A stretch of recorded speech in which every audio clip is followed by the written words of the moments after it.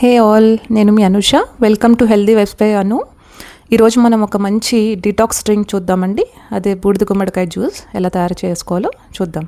ఈ డ్రింక్ చాలా సింపుల్గా తయారు చేసుకోవచ్చు అండి. కొంచెం పుదీనా వేస్ట్ చేసుకుందాం. ముందుగా బూడిద గుమ్మడికాయని కట్ చేసుకొని హాఫ్ కట్ చేసుకున్నాను. హాఫ్ పీస్ ఇద్దరికి అవుతుంది జ్యూస్, 2 గ్లాసెస్ అవుతాయి. సో నేను హాఫ్ కట్ చేసుకొని స్కిన్ రిమూవ్ చేసుకుందాం.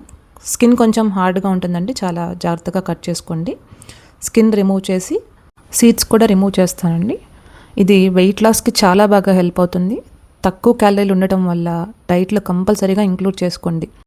బాడీలో డిటాక్స్ని బయటకు పంపిస్తుంది. దీంతో మెటబాలిజం చాలా ఇంప్రూవ్ అవుతుంది.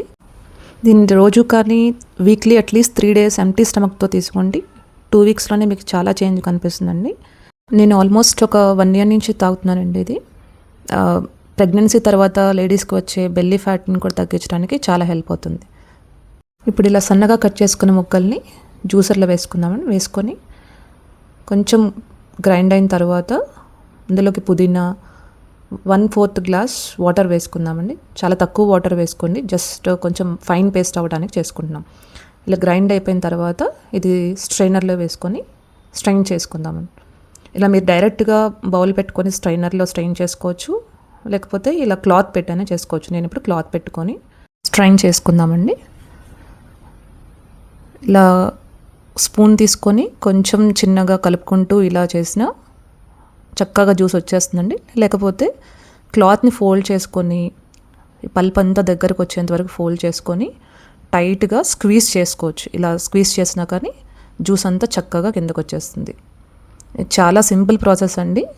జస్ట్ ఒక 5-10 minutes టైం స్పెండ్ చేస్తే ఈజీగా చేసేసుకోవచ్చు అండి. చూడండి ఎంత చక్కగా జ్యూస్ అంతా వచ్చేసిందో, అండ్ పల్ప్ ఒక్కటే మిగిలిపోయింది.